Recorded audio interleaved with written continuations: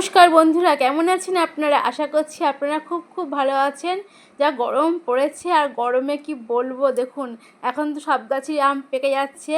আর এই যে আমার মা পাঠিয়েছে পাকা আম আর কিছু কাঁচা আম পাঠিয়েছে। আর দেখুন এই যে গাছের লেবু আছে, তার সঙ্গে গন্ধরাজ লেবু হয়েছে মার গাছে। এই গন্ধরাজ লেবুটাও মা পাঠিয়ে দিয়েছে, বলছে যে এত লেবু হচ্ছে গাছে, তাই মা একটা লেবুই পাঠিয়েছে।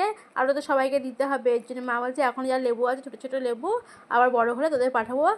ঠিক আছে। আর লেবুটাতে ডাল খেতে যা ভালো লাগে না, মুগ ডাল বলুন, মুসুর, এই গরমের দিনে যাই রান্না করুন না কেন আপনি, মাছের ঝোলই রান্না করুন বা ডালই রান্না করুন, তখন এই লেবু দিয়ে মাখিয়ে খেতে সেই ভাতটা খেতে কিন্তু খুব ভালো লাগে। আর মা গাছের লেবুটা না এর আগেও মা দিয়েছিল একটা, বেশ ভালোই লেগেছিলো। আর এত রস থাকে লেবুটার মধ্যে কী আর বলবো। আর দেখুন মা আমাদের দিয়েছে হচ্ছিলো বিট নুন আর জোয়ান ভাজে গুঁড়ো করে। মা বলেন সেটা খেতে খুব ভালো হয়, যদি গ্যাস অম্বল বদহজমের সমস্যা হয় না, তখন এটা খাবি। মা জানেন যখন ঘুরতে গেছিলো সিমলায়, তখন মা নিয়ে গেছিলো এই জোয়ান আর বিট নুনটা কড়াইতে ভেজে মিক্সারে গুঁড়ো করে নিয়ে গেছিলো।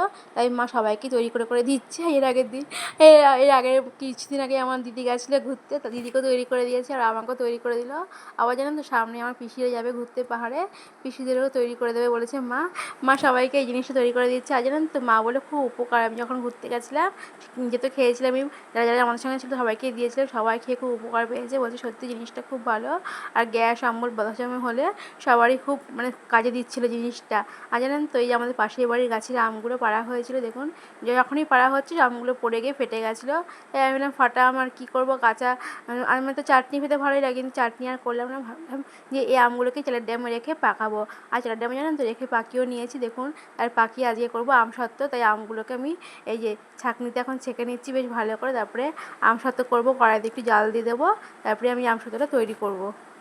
আর আম গাছটা জানেন তো বিশাল বড়, তো আম গাছে যে কোনো লোককে ওঠাবো সেরকম লোক আর পাচ্ছি না। আর একজন দাদা থাকে আমাদের পাশেই, সেই দাদাকে দিয়ে উঠিয়েছিলাম গাছে। দাদা তাও নিজে উঠতে পারেনি, বা যা এত বড় মোটা, মানে গাছের গুঁড়িটা এত মোটা কী করে উনি উঠবে। ওই পাশের বাড়ি মই ছিল, এই মইটাই নিয়ে এসেছিলো, আর নিয়ে এসে গাছের মধ্যে দাঁড় করিয়ে সেই মই বেয়ে বেয়ে দাদা গাছে উঠেছিল। আর উঠলে কী হবে জানেন তো, আমগুলো এত দূরে দূরে ছিল, দাদা তো হাত দিয়ে দিয়ে কিছুটা আম ছিঁড়তে পেরেছে। আর গাছ ঝাঁকাচ্ছিল, তখন আমগুলো সব পড়ে পড়ে গিয়ে ফেটে যাচ্ছিলো। আর এত ফাটা আম কী করবো বলুন তো, তাও আশেপাশে কজনকে দিয়েছি, ফাটা আম গোটা আম দুটো মিলিয়ে মিশিয়ে দিয়েছি। আর আমি কটা ফাটা আম নিয়েছিলাম আর নিয়ে চালের ড্যামে রেখে দিলাম, কারণ এই ফাটা আমগুলো দিয়ে আমি আম সত্যি তৈরি করবো। তাই আজকে দেখুন আম সত্যি দিন তৈরি করতে শুরু করে দিয়েছি। আম তো বেশ ভালো করে ছাঁকনি দিয়ে ছেঁকে নিলাম যাতে কোনো আঁশ না থাকে। আর এখন দেখুন কড়াইতে সামান্য জল দিয়ে দিয়েছি। প্রথমে আমি আমের পাল্পগুলো দিইনি কড়াইতে, আমি সামান্য জল দিই, তারপরে আমি আমের পাল্পটা দিলাম। মানে কী হবে বলুন তো, যদি প্রথমে আমি আমের পাল্প দিয়ে দিতাম না কড়াইয়ের মধ্যে, তাহলে কড়াইয়ের মধ্যে পোড়া লেগে যেত। এই জন্য সামান্য জল দিয়ে আমের পাল্পটা দিলাম। এখন বেশ ভালো করে নাড়িয়ে চাড়িয়ে একটু ঘন ঘন করে করবো। আর এই আম সত্ত্ব মেয়ে খেতে যে কী ভালোবাসে, আর ছেলেও ভালোবাসে। আর আমারও ভালো লাগে, যখন কোনো আম থাকবে না তখন অসময়ে আম সত্ত্ব খেয়ে আমাদের পেট ভরাতে হবে। আমের দিন তো বেশি দিন থাকে না, আম তো 12 মাসের না, তাই না বলুন? এই 3-4 মাসই এখন আম পাওয়া যাবে। আর আমাদের বাড়িতে আমরা সকলেই এত আম খেতে ভালোবাসি, মানে যতদিন আম থাকবে ততদিনই আমাদের বাড়িতে আম আসবে। এত আমাদের ভাতের পরে, ভাত খাওয়ার পরেই আমাদের একটু আম লাগবে, নাহলে কারোরই মুখ ভালো লাগবে না, মানে কী একটা যেন খায়নি, কী একটা যেন খায়নি।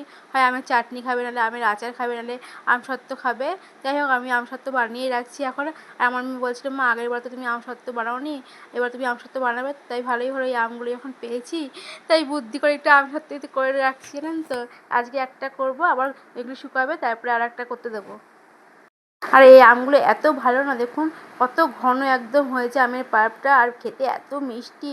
কোনো চিনি দেবো না কিন্তু আমি এই আম সত্ত্বতে, চিনি ছাড়াই কিন্তু আম সত্ত্ব তৈরি করবো। আর দেখুন এই আমার আম সত্ত্ব কিন্তু অনেকটা হয়েই এসেছে। আর দেখুন কি ঘন, মানে খুব ভালো খুব ভালো। এই আম খেতে আমাদের এত ভালো লাগে, এই গাছের আম খেতে। আমার মেয়ে ছোটোবেলা থেকে যখন আম খায় আর বলে মা ঠাকুমাদের গাছের আম আমার খেতে খুব ভালো লাগে।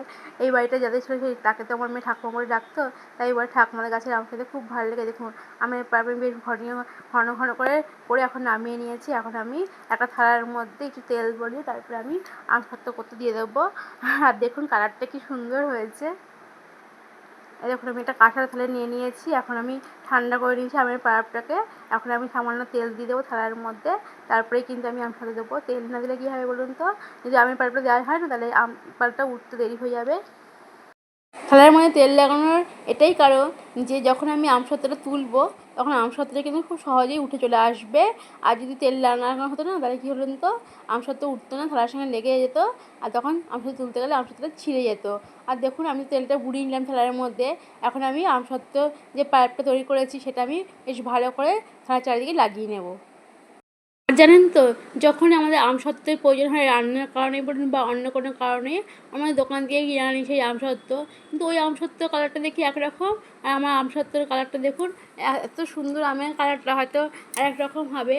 আর জানেন তো এই আগের বছর আমি দিতে পারিনি আমসত্ত্ব, তার আগের বার দিয়েছিলাম, যখন আমি আমসত্ত্বটা দিয়েছিলাম দেখলাম কি আমসত্ত্বের কালারটা পুরো মানে একটু লাল লাল টাইপের হয়ে গেছে।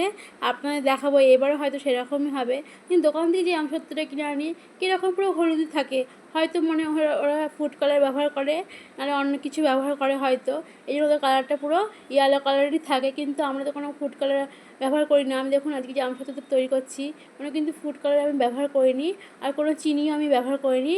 আমি একদম নর্মাল যেরকম আম ছিল সেরকম আম দিয়ে তৈরি করলাম, আপনারা দেখলেনই। আর জানেন তো এই আমটার এত মিষ্টি যে এই মিষ্টিতেই আমসত্ত্ব মিষ্টি হয়ে যাবে, যেন কোনো চিনির ব্যবহার লাগে না। আর কালারটা দেখুন কি সুন্দর হয়েছে।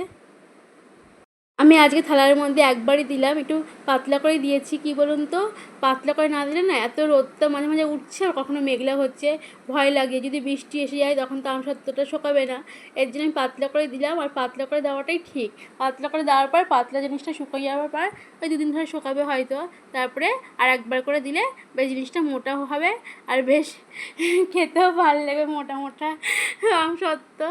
আর দেখুন বাইরেটা এত রোদ কটকটে করছে, আমি আজকে ছাদে যেতে পারলাম না, বললাম জানলাতেই তো রোদ এসেছে, জানলাতেই দিয়ে দিলাম আমসত্ত্বের থালাটা।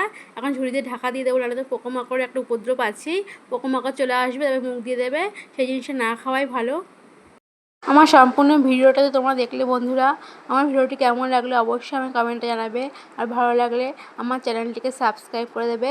তোমরা দেখতেই পাচ্ছ আমি অনেক ভিডিওই এতদিন আপলোড করেছি, কিন্তু আমার কোনো সাবস্ক্রাইবার বেশি নেই, আবার কোনো ভিউয়ার্সও বেশি নেই। যাই হোক, আমার ভিডিওটি তোমাদের যদি ভালো লাগে অবশ্যই আমার পাশে থেকো, আর আমার চ্যানেলটিকে সাবস্ক্রাইব করে দিও। দুপুরে রান্না বান্না তো খাওয়া হয়ে গেছিলো যা করেছিলাম, আর এখন সন্ধ্যেবেলা সবারই খুব খিদে পেয়েছে, আমি খাবো মুড়ি চপ, তাই চপ মুড়ি নিয়ে বসে পড়েছি।